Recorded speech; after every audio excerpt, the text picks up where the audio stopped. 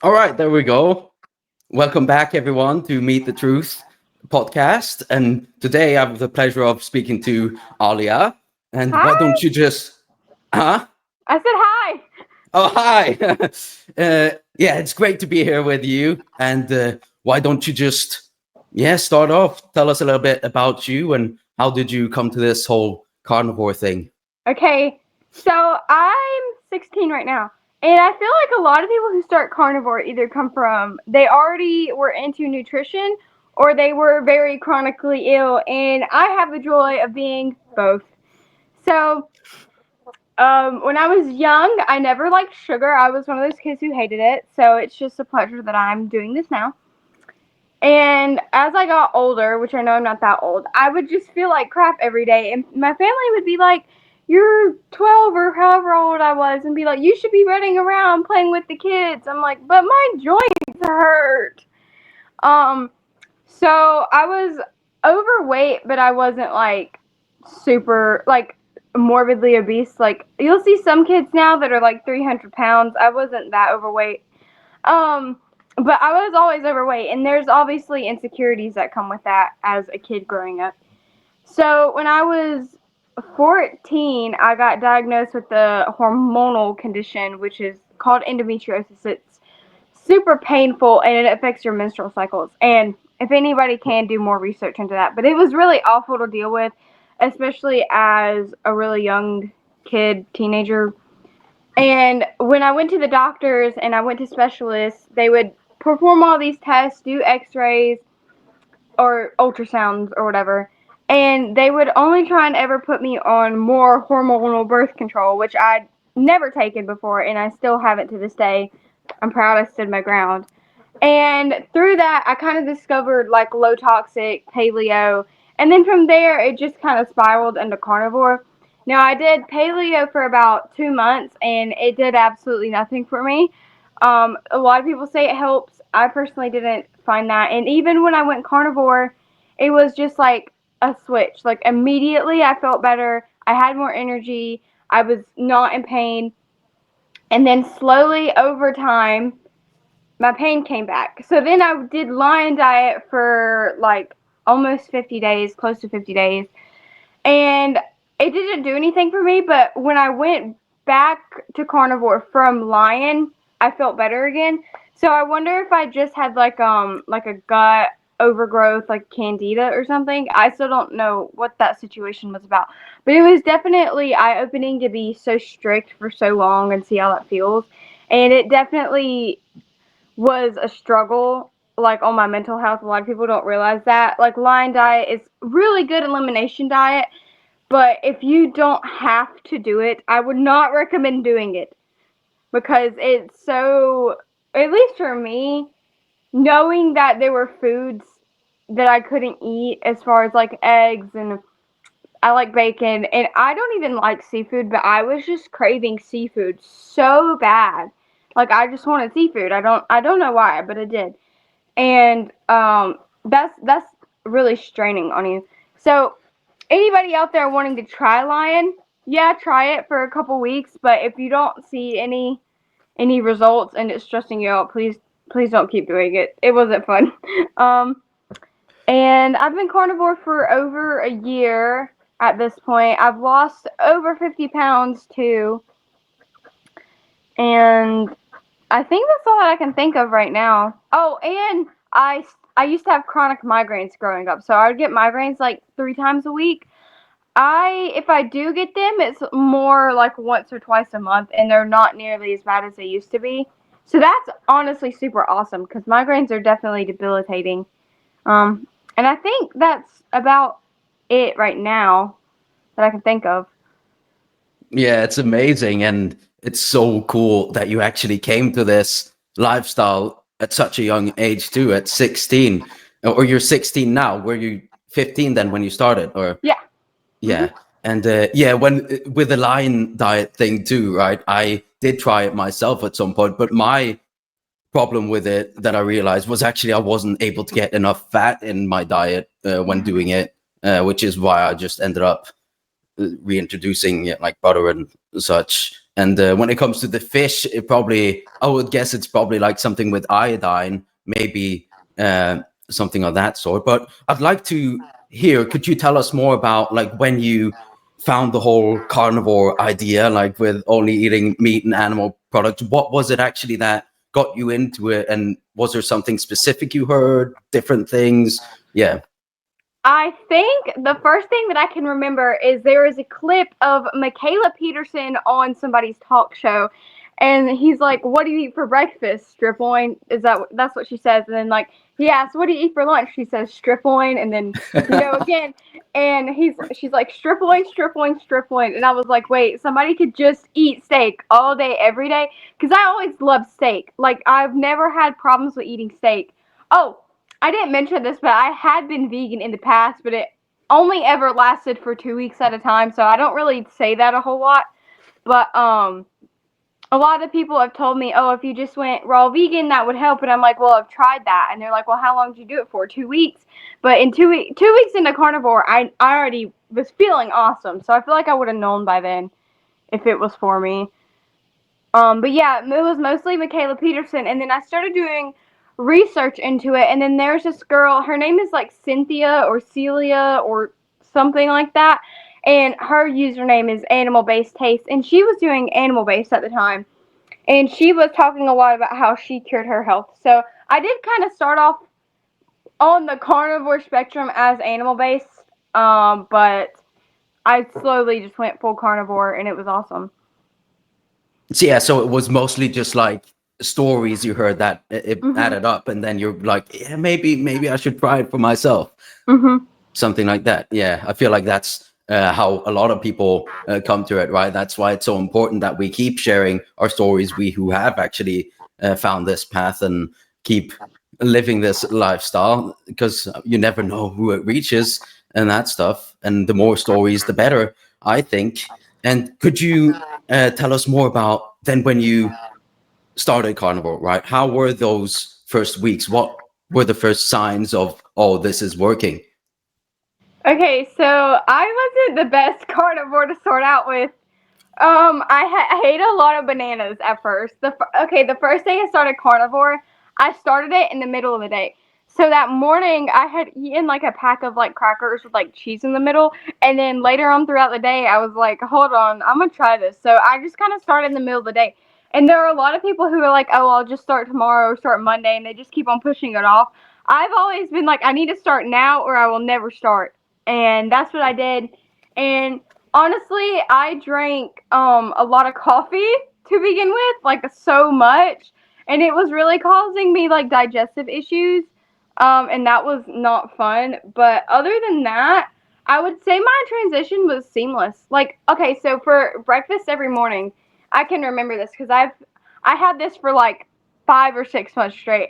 I would scramble up a couple eggs, and then I would take I would either make bacon or like take like all beef, like only beef hot dogs, like they didn't have any added ingredients, and I would cook that too. And then I would take heavy cream and cream cheese with butter and like make gravy out of it and add pepper to it, and you would put it all in a bowl, and that was so good. That was what I would eat every day for breakfast for like ever.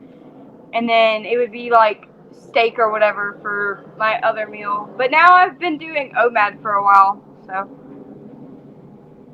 Yeah, I and kind of forgot what you asked me. Wait, what did you ask me? I asked so in like that's fine. In the beginning, when you started carnivore, what were like the first signs you noticed of, oh, this is actually working, when it like clicked in your mind that, oh, I can actually do this? Or Okay. like, yeah. Well, when I first started, I was working with my horse trainer, who I'm still working with, and she's been doing keto for 6 years, and she's been doing like Carnivore, which is basically what I'm doing most of the time. And I kind of started because I was working with her a lot too. Like I hadn't really known about it till I started doing it, and she was like, "Oh, I'm doing that too," and I was like, "What?" Um, so I kind of started noticing that when I was working outside, I had more energy. Like, cause we do summer camp in the summer, and it's super hot out here, and we're out there like all day with a bunch of kids, a bunch of horses. Like it's stressful. And I used to come home before that and just crash like immediately. But then when I got home, I still had energy. And that was like awesome for me because I still had stuff to do when I got home. And other than that, I felt better. I felt like I could think again.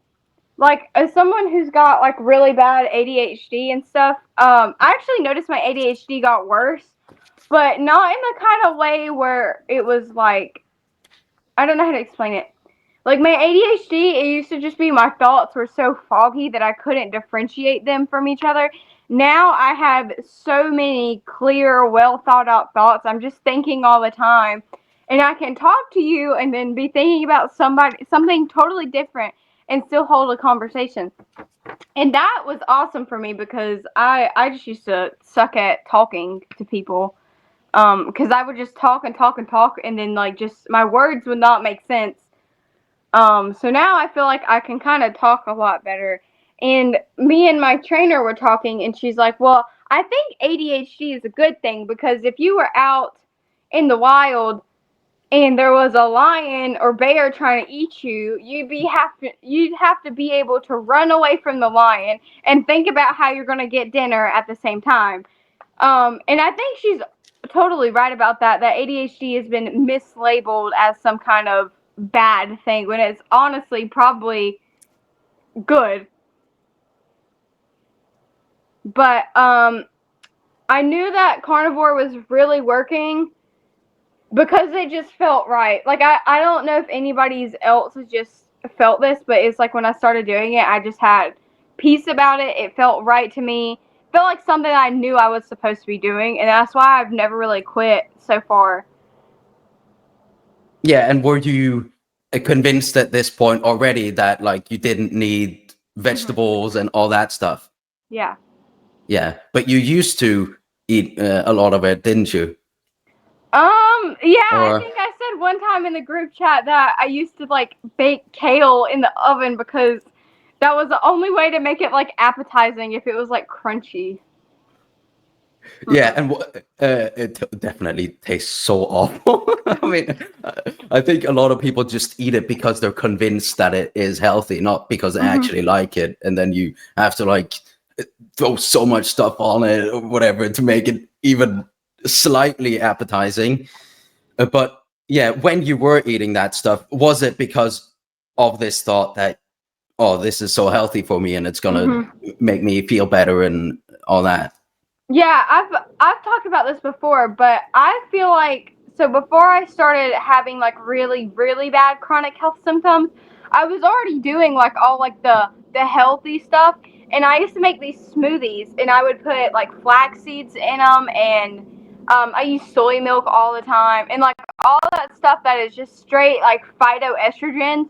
And since the condition I was diagnosed with was a hormonal condition where I had excess estrogen, I am almost positive that it would not have happened. Like, it was like I woke up one day and I was just like so chronically ill. Like, it didn't slowly happen over time. And I'm sure if I'd never made those stupid smoothies with all that crap in it, I probably would have been fine. So you could definitely, definitely cause yourself some issues by trying to be healthy. Um, But yeah, I kind of forgot where I was going with that. But yeah, that was definitely, the more I think back about it, I definitely think that was one of my issues. And then when I first started carnivore, I did eat a lot of fruit, but it wasn't like store bought fruit. It was like peaches from a peach tree in our backyard or something. Yeah, I And see. uh huh. Sorry, you were saying something. Oh, I was gonna say that I can tolerate fruit pretty well as far as like autoimmune wise goes, but I do notice that like fruit that we've grown in our backyard or fruit that I know people have grown on their farms or whatever, it's not as sweet because they don't like put because we don't use any kind of like fertilizer or anything for ours. It just grows. Like that tree's been there for like 30 years. Um and I don't get as many carb cravings from it, which is super weird because if I were to eat store-bought peach, I feel like I would be craving peaches for weeks, but after this I'm like, oh, it was a nice lovely peach. Maybe I'll have one next year. Yeah, and speaking about like all that stuff, what is it actually that you usually eat on a daily basis nowadays? I'm kind of bad about this. I do eat a lot of dairy, but I've been struggling recently with like just um like I think I'm having a meat aversion from doing Lion Diet for so long because I don't really want beef and I don't want any meat, but I will eat a lot of dairy, and that's just maybe because dairy's addictive, but it also just because I have like a beef aversion. No, if I get a steak and I like pepper it very heavily, it's good. But other than that, I'm looking at steak and I'm like, this doesn't seem too appetizing to me. But I have been trying to eat it. I've been trying to disguise it and make it yummy, if that counts for anything. But Yeah, so I've been making like a lot of like cottage cheese things too. Um, so, but it's not like I want to eat like carbs. So I'm kind of okay with where I at. I feel good. So. yeah, so you're a little more lenient that you use a little bit of spices and you have some Mhm. dairy and that stuff. Yeah, as long as I feel fine with it, I'll keep it in. But if I ever start to like get, sick again, like I use stevia sometimes, and I don't have a problem with it, and it doesn't cause me like sugar cravings. So if I'm like making a carnivore dessert, which they all kind of taste like omelets, I'll add stevia to it so that it doesn't taste like an omelet. But other than that, I don't really have problems with a lot of like keto things either. Like I can do like some plants like asparagus and um like jalapenos and cucumbers. I don't really eat them a lot, but if I do, I don't notice any issues. Yeah, I mean that's great to hear. I feel like yeah, definitely if you feel like it doesn't get in the way of your personal goals and you do fine on it, what's the problem? There's no Mhm. reason to get like dogmatic or cultish with the whole thing, right? If someone can still say I'm eating a carnivore diet even though they have some spices in it, just I really don't like when people go out there, oh, it's almost like the vegans, right? Where they're like, oh no, Uh-huh. you're not a real carnivore and that stuff because like even though I don't really eat or the only dairy I have is butter and then I don't have any spices or anything like that, I mean I don't care, it's up to someone else what they choose to have in their diet really. And yeah, I wanted to ask you to add on to that, do you feel like maybe having for you personally having those like small amounts of other things like some fruit once in a while and some spices and the dairy that it's actually kind of helped you to stick to the whole thing? Yeah, I think for me personally, so I did cheat a couple times when I first started, and they were god awful like binges on like every single food I could get my hands on. Um, and once I kind of allowed myself like just a little bit of food freedom, if this food doesn't affect me, make me feel bad, but I know it won't help me stick to my like weight loss goals, like on occasions. Oh, Tigger, really? Um, I'll allow myself to have it like every once in a while. Sorry, my cat just spilt a drink everywhere. Oh my god. Yeah, I'll allow myself to have stuff once in a while, but other than that, like if as long as it's not causing me issues, like I don't see a problem with like having it as like a treat or like the peach tree. It only blooms for like 2 weeks out of the year with peaches. If I want a peach, I'm gonna eat me a peach. God dang it. Yeah, and with because you talked about cravings and all that during your whole journey, like the carnivore and before that with like animal based and all that. Uh, is there something you can think of that what has been like the hardest part of this journey? Is it like the social part? Is it the cravings? Is there something you can think of there? I definitely think if you're younger, it's harder socially on you, but I graduated when I was 15 too, so I didn't really have to deal with it in school. And I know that would be really hard. The only thing that I found hard is I go on trips a lot, so we'll like travel to the other side of the country for like a couple weeks with my whole family. And that's definitely hard because I'm super OCD as well. Like, I like to know what we're doing, when we're doing it, what we're eating, where we're eating at, like all those. Like, I like to have a schedule.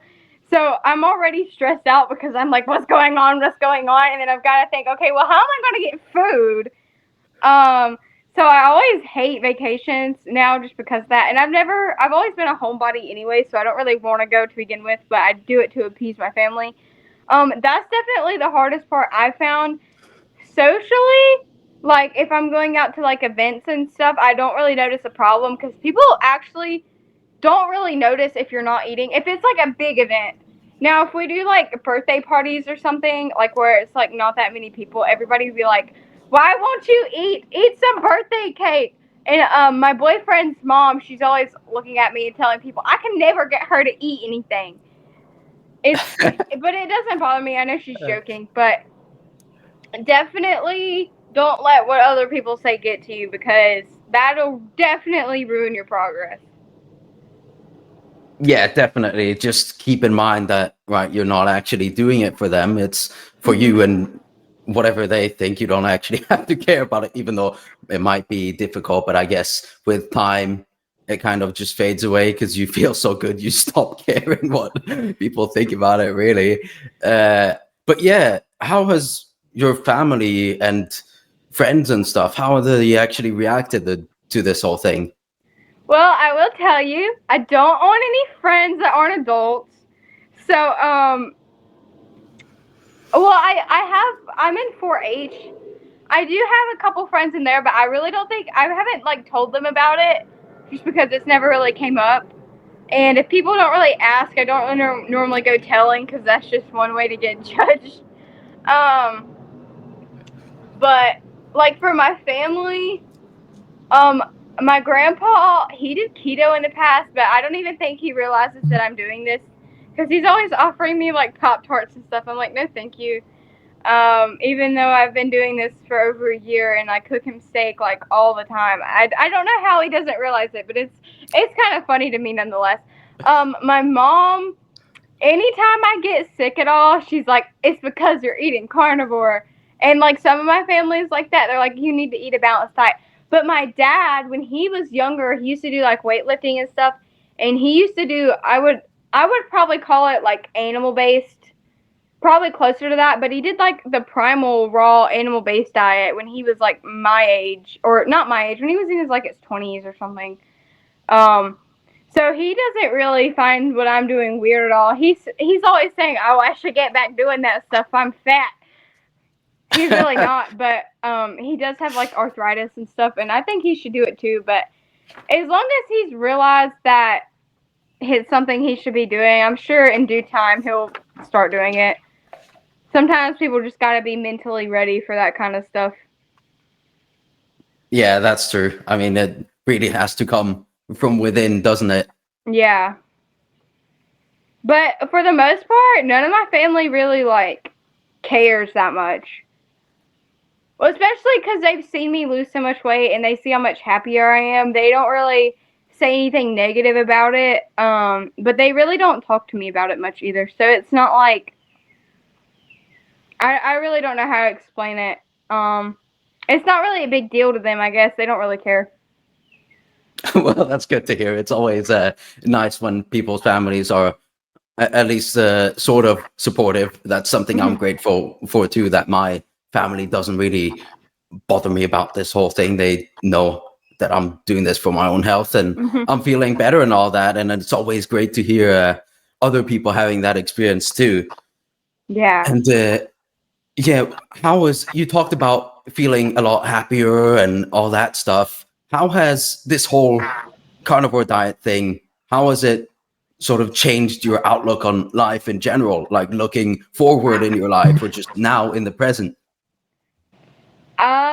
I definitely think my values have changed, and I think I was never a person that was like super liberal about their values, and I'm not talking about like liberal as political stance, but like liberal as like working a 9 to 5 job in corporate America, like all that kind of stuff. Like that was never really something I was interested in.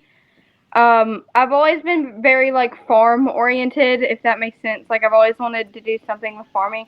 But now my values have changed just to be like more traditional and just I used to want to have like a big farm with lots of money, like a nice farm. Now I've kind of looked at it where it's like I want to be happy and I want to have a farm, but I don't need like expensive machinery or multi-million dollar studs or anything like that. I just want to be happy and do what makes me happy and what's going to fulfill me the most in life. And I always feel more connected with nature doing this diet, and I've noticed a lot of people just feel more in tune with nature doing it too. Yeah, definitely. That's actually a great point. I hear that a lot, and I've felt that myself too. You felt this sort of almost like there's a switch that goes Mhm. on in your head where suddenly there's like instincts almost that you weren't aware of that just suddenly appear, and you just start doing things you never really thought about before. Yeah. Yeah, that's definitely true. Cause right now I've got like a little farm. I've got like a dozen or so ducks. I've got a lot of chickens. I've got some rabbits. I have horses that I take care of. They're not really mine, but I still take care of them. And I've got geese and stuff. I would like to get into larger livestock, but we don't really have the land for that or the money for that. So I'm happy with what I got, and I've that's one thing I have learned to be is just be happy where you are, but don't be complacent about being stuck. I don't think that made sense. Like it's good to be content with where you are, but don't let that. But don't. Let me see how I can formulate this to make sense. Be happy where you are in life, but don't let where you are keep you from moving forward. I hope Yeah, that made definitely. sense. Yeah, definitely. I like that. That's great. And when it comes to like this whole mental shift, I guess, and Uh-huh. lifestyle shift, the things that have changed with the carnivore diet, what are other things other than being more interested in like the farming and that stuff that have changed? Like, do you do more things like grounding, getting in the sunlight? Yeah, other lifestyle changes. Um. Yeah, I've never. Well, I guess this is just a southern thing, but everybody walks around barefoot when you're like a little kid in the grass. And it used to like really hurt my feet when I was little. Now it doesn't hurt my feet as much. I don't know if that's just that carnivore strength or because I do it more.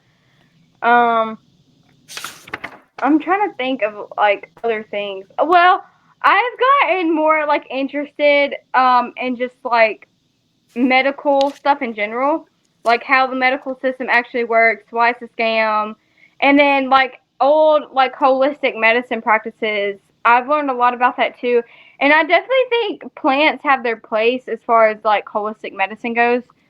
But I think humans should be. I think it's not normal to not be able to tolerate a plant. You know what I'm saying? Like, I'm not saying that we should be out here all vegans, but I'm saying if somebody were to want to eat a cucumber, they should be able to eat a cucumber and not have a problem. Like, there's something that we were doing at some point that just, like, caused us this disruption because in Native American culture, like, a long time ago, like, pre 1800s, how the Native Americans ate was they hunted bison, buffalo, whatever is out there. I can't remember. It's one of the two, and like cattle and deer and turkey, like all the kind of game animals. And that's what they ate on year round. But if there was ever like a famine where they didn't have food, that's when they started planting corn and growing plants, and they would eat that just to keep them alive. And I think we should really start having that kind of mindset where it's like we should be able to have plants, but they shouldn't be something we prefer. It should all be meat. Um, and that's kind of how I've been doing it. I don't know if that really makes sense. If you haven't, I'm really bad at like explaining stuff. I'm No, but sorry. I totally agree. Like they have their Mhm. place. I think they're definitely like medicinally, and also, of course, yeah, we should be able to do it as like a subsistence method, I guess, Yeah. in times of famine. That's totally how I see it as well. But that at the same time, you don't actually need them to Yeah. survive or thrive, but you should be able to have a little bit of it in case you need it to actually survive, or just some people if they want a little bit of it. I personally, I've gotten to a place where I'm like, I don't want any of it. But also the times I have, like on accident or something, like someone else made the food, like my grandma accidentally put some pepper in my food once, and I actually got really bad reaction to it and got sick for like a week. But I mean, you never know if that's, or I mean, black pepper is actually pretty high in oxalates and stuff, so it's probably one of the worst ones. But I mean, you never know. It could be my severe reaction to it could be just like a consequence of what I've done before. Like my body's already so wrecked, I guess, that I'm not able to cope, I guess, with, or like handle that little bit. Yeah, well, a lot of people with allergies, what their doctors tell them to do is like microdose stuff to really build up tolerance to it. And I agree with that, but at the same time, I don't, because a lot of that is just like your body, you don't notice the reaction as much because you do it so slowly. And I think that's why like a lot of chronic illness comes from is like you're eating, like a lot of people with celiac disease, they know they're allergic to gluten, but they're like, well, it doesn't make me sick, but they don't actually realize that they're sick. Yeah, exactly. Mm-hmm. Yeah, it's like a thing that builds up over time, and you don't notice it until it reaches that like rock bottom moment, or like the worst and part of it when it's built up to a severe condition. But you don't. It's like, I mean, people feel pretty good drinking alcohol, right, in the moment. But I mean, right, but it's not good for you, even though you feel good. So you can feel all right. Like for example, my grandpa, right? He was lean his entire life and felt all right, but he actually ended up dying from cancer, right? So he obviously wasn't like healthy. Yeah. Yeah, my boyfriend, so he's tried carnivore, he's tried animal based, and now he just he's like, well, nothing really makes me feel bad, so I'm just gonna eat everything. I'm like, you shouldn't do that. Like, I don't really care what he eats as far as like whole foods go. Like, if he's not out there eating hot Cheetos every day, I'm not gonna get on to him about it. But sometimes we'll be out and he'll be getting like McDonald's or something. I'm like, you really shouldn't be eating that, but I can't tell him what to do. But as far as like, he says it doesn't make him feel bad, so I'm not gonna hound him about it. But I did tell him one day when he's in his 50s, it's gonna catch up to him. So we'll see if that happens in 50 years from now. Yeah, I mean, definitely. I mean, it's gonna have to be his own battle, I guess. But maybe he should listen to you at some point. It's as we talked about it. It maybe it's just a thing that builds up, even though you don't necessarily notice it in the moment, for sure. And yeah, do you have any things in this whole carnivore diet thing? Something like unexpected, or like what's been the biggest surprise? Something like that's healed, or something that's gone better. Okay, this is so weird. Last Sunday, I got attacked by a rooster. He like we're eating him. Don't worry. He like attacked my face up. You can see it's like a little bit scarred. Now, he cut me really deep. I would have probably needed stitches. It healed. It almost healed like within 2 hours. Like it was almost like it was just scab, and it was a deep wound. I thought I was gonna have a black eye because he got me like right here, and it was deep, and my face was already starting to turn purple. My eye was already swollen, and like I put tallow on it, and like within 2 days, the swelling had completely gone away. My eye, I never had a black eye. And now it's like you wouldn't even notice unless I like pointed it out because it's just scarred just a little bit, but it'll probably go away. And I've noticed that quite frequently. Also, super unexpected. We get really bad mosquitoes here and like ants and stuff, and I will get tormented by these mosquitoes. But mosquito bites used to like itch for like days and days and days. Like I used to have like big welts on my legs and stuff, where I would just keep scratching at them because they'd itch. Now I can get bit by a mosquito and the itchiness will be gone in like 15 minutes. So that's definitely super awesome for me, because I don't have big welts covering my legs anymore. Yeah, that's really cool. And the scratching thing, or like getting yeah, whatever, scratched up or that stuff, and healing, like wound healing, is Mm-hmm. actually something I've heard a lot of people, and I've experienced it myself. Like, just it almost seems like, first of all, you barely even bleed. It kind of just patches up instantly, and then Yes, yes, right that's what I was afterwards, it's talking just, about with my face. Yeah, that's what I was yeah. trying to say. Oh, and my hair. I've always had, my hair's like dyed black right now, but you can't even tell because it's like the same color. I use like natural hair dye. Um, my hair is so much curlier than it used to be, which is so weird. I've always had like wavy-ish hair, but now if I just let my hair air dry, it's like the tiniest little like curls. They're not like ringlets, but they're like little itty bitty waves. And it looks, I don't know if I like it or hate it, but it's definitely has something to do with like the health of my hair, like growing from my scalp. Cause it's only like, say your hair only grows like this much in a year. Like that's the part that's like curly. And then the rest is just like my normal old hair texture.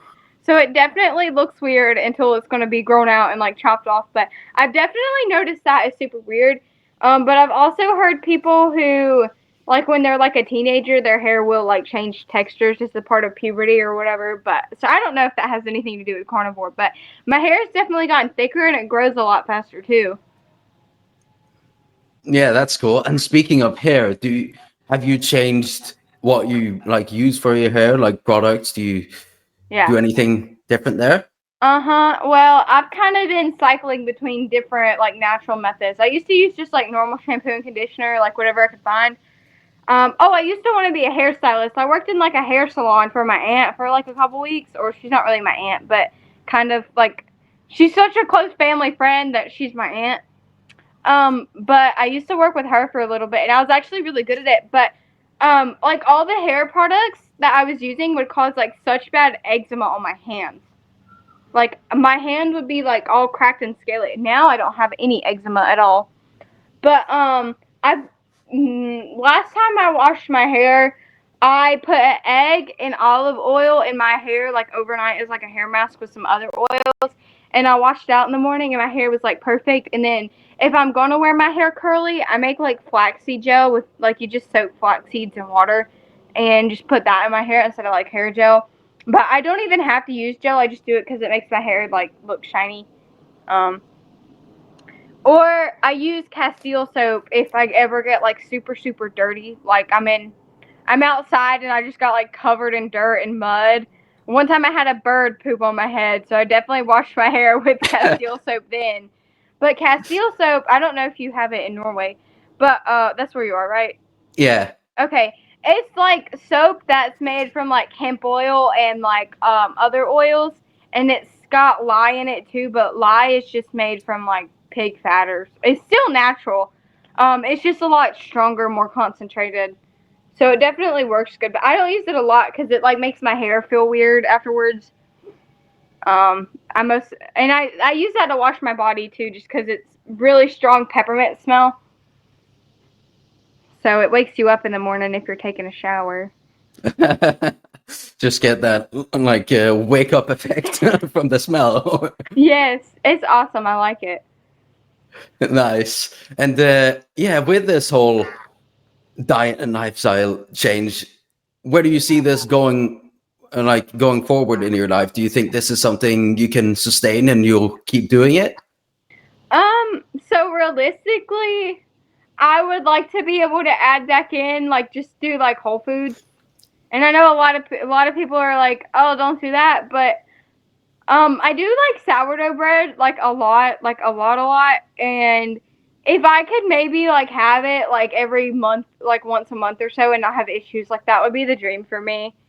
But I would definitely stay meat based.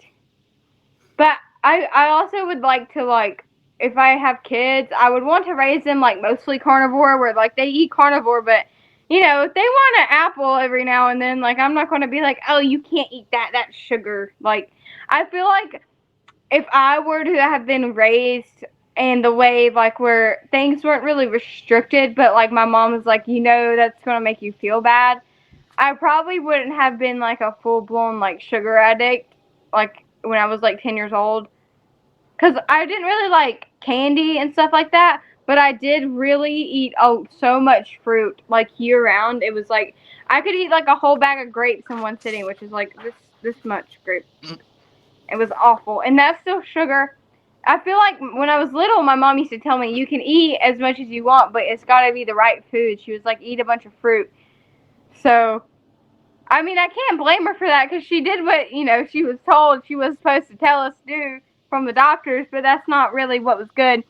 So if I ever have kids or anything, I'll definitely be making them mostly eat meat, and then if they want like an apple or something, like they can have it. I don't really care. Oh, I think you're frozen. I hope your internet's okay. I don't really know what to do, guys. Okay, there we go. Sorry about that. You were waiting for it to get unfrozen. I was too. I was like, I don't know what to do. There we go. Yeah, we've had pretty bad weather here lately, so the internet's been struggling a little bit. But yeah, definitely. Even if you're gonna like, if you want to add a little bit of other things and stuff, it's great to have this foundation at least, right? And you always have this thing to come back to and base your diet at least around meat. At least you have that there. And yeah, it's when you look at other people your age, right, nowadays, what do you see in them? I'm always so mean. I feel like I'm so mean to people because I can look at somebody and I'm like, they've got acne. They need to stop eating sugar, or like, just like looking at people and like silently judging them, being like, okay, maybe if they weren't eating hot Cheetos right now, they wouldn't be about to fall asleep in their desk. You know what I'm saying? Like just stuff like that. Like you just kind of realize from like like not being like mean, but like genuinely wanting to help people, that like you're kind of noticing like habits certain people have and be like, well, if you probably stop doing that, you'd probably feel better. But you can't tell people that because unless they ask for it, normally they don't want your advice. It's not going to matter that you tell them that. They're just going to think you're being crazy. Yeah, that's a good point. But I mean, if they were willing to listen to you, though, like hypothetically, what would you say to them? That's kind of a hard one. If somebody asks me a question, normally I'll just answer. But if somebody's like, well, what do you think I could do differently? I'd probably tell them, like, just try cutting out, like, all the processed carbs and sugar. And just try doing, like, mostly, like, meat and, like, low-carb vegetables. See how you feel. Or, like, certain, like, fruit, like, berries and stuff. Like, basically keto, but, like, without, like, all the keto treats and stuff that they sell. And see if they feel better. If they don't, then I would tell them to go carnivore and see if they feel better. And then if they don't feel better, then there's either they're having a problem with dairy or they have like some gut issue that they need to resolve before. Cause there's this girl called Candy. She does Primal Bod. Have you heard of her? No, I don't think so. Okay. Well, her husband has like insulin, or her husband's a type 1 diabetic. And she used to be like a nutritionist, but now she still is, but she used to be like a mainstream, like pushing supplements kind of person. And now she talks a lot about how like carnivore works, but if you don't have like a good gut, if you don't have a good functioning gut that's going to absorb like the meat to begin with, it's not going to work for you. So she actually introduces like fermented like sauerkraut and stuff for people to like get their like gut pH up. So I may be completely wrong with how it actually works, but I know something about like the fermented foods can help your body like digest meat. That way you can absorb it and actually get more like healing benefits from it. Um Oh, is and it? I've What noticed, was it? Primal Bot? Was that? yeah, her. Yeah. Oh, yeah, yeah. Of course. Yeah, I've seen her. Yeah. Yeah, that's what she does. And I think that's really interesting because as long as you can like tolerate it, and it like she she's really smart. She knows what she's talking about for the most part. So I would trust her on that. I've never tried it. I don't really like fermented food. I think it's kind of gross tasting. But if I were to need to do it, I guess I would see if it worked or not. Yeah, and so along with her, I'm guessing she's one of the people you like watching. Other people in this like carnivore meat-based space you like watching? I kind of watch everybody.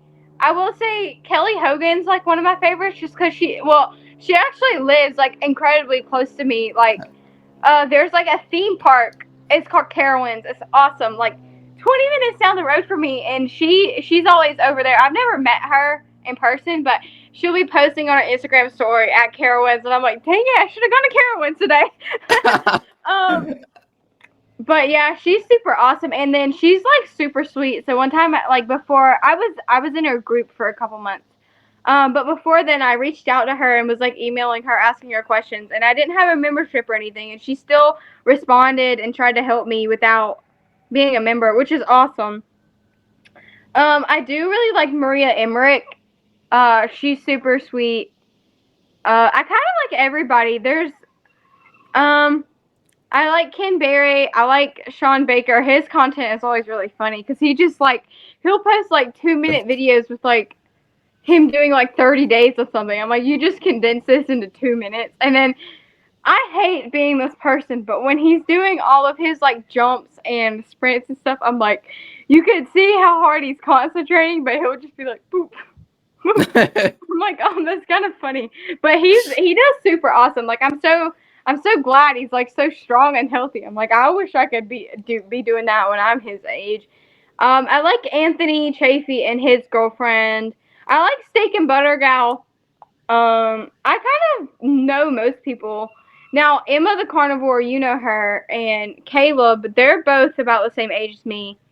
And I've actually had Caleb on here before. Do you know Caleb? Yeah. Okay, yeah.